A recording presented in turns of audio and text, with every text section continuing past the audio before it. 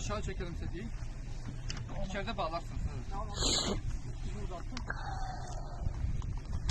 Çek biraz aşağı doğru. Sediyi çek aşağı. Tamam. Hadi kaldırıyoruz. 1, 2, 3.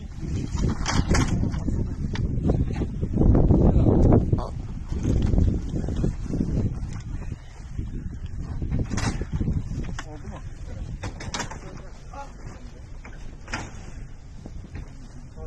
Evet. Verdim. Sen de buram var.